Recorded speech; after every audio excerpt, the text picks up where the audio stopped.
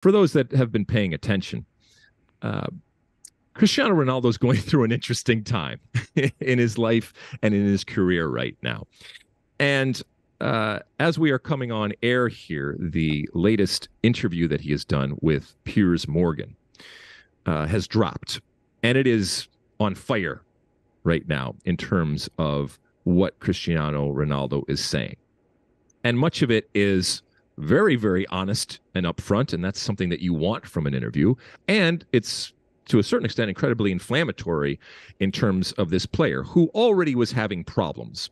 But he takes down the hierarchy when it comes to Manchester United, takes them to task for what they haven't done, the way that they have treated him, the lack of progress when it comes to the infrastructure of the club, both on and off the field. Takes down Ten Hag in terms of the coach and the way that he has treated him.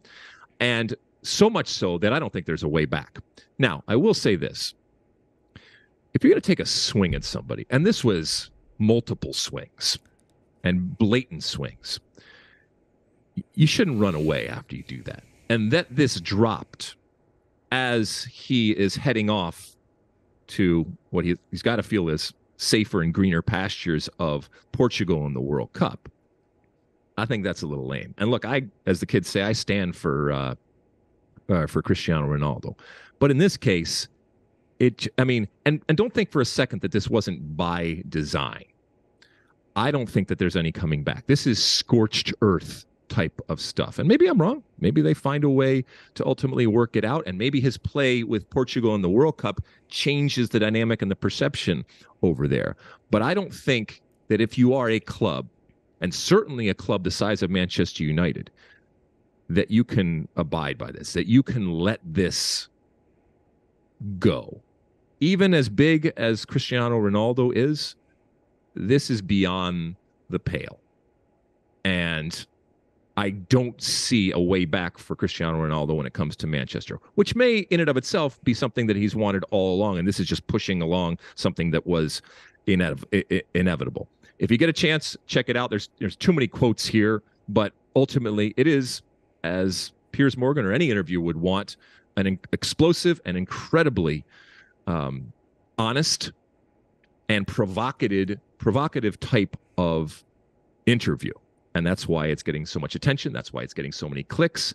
And that's exactly what anybody, including Piers Morgan, would want. Mosse, any thoughts on that before we go? Again, the issue is finding a club that wants him. I think United would have been happy to see him go in the summer, but nobody really stepped up. His agent, Jorge Mendes, offered him around all over Europe, and nobody was interested. And why would it be any different in January, particularly since Ronaldo still wants to be relevant, still wants to play for a top club that's competing for major trophies in the Champions League. So it makes it tougher. If he was willing to sort of take a step down at this point in his career, it might be a bit easier to find a destination for him. So that's still going to be what this thing is going to come down to. I agree with you. The relationship is broken at this point. So the best thing for everybody would be for him to leave, but you still have to find somewhere for him to go. And I'll just say on the World Cup quickly, and we'll preview Portugal's group in our next pod. But if Ronaldo were to score at this World Cup, he'd be the first male player to score in 5 different World Cups, and he'd be the second oldest scorer in World Cup history behind only Roger Milla for Cameroon in 1994. Awesome. He's scoring in the World Cup. Don't even think for a second he's not scoring. He's scoring multiple goals. All right, listen, thank you so much. Thank you for bearing with us here as we start off our pod. Mosse's going to join me here in a few days on the ground here at Doha.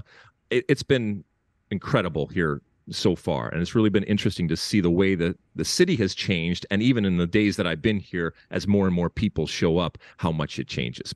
And I can't wait. I cannot wait for this World Cup to kick off on Sunday. We'll have another pod out later on in the week. As Mosse said, we will do the other groups and talk about some other things, because the stories are going to come fast and furious as we get closer and closer to that kickoff of Qatar and Ecuador, which is the first game of the 2022 FIFA World Cup here in Qatar. And that will be on Sunday on FS1. All right, Mosse, anything else? That's it. All right. Thank you so much for listening. Thank you for reviewing and writing and subscribing and sending us your tweets and using that hashtag Ask Alexi, and obviously using the State of the Union podcast hotline, which again is 657-549-2297, 657-549-2297. We will talk again later on this week from Doha.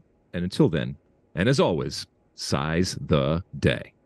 You like that clip? Well, my State of the Union podcast drops twice a week right here on my very own YouTube page. The only way to stay up to date is to hit that subscribe button down below. Size the day, and see you soon.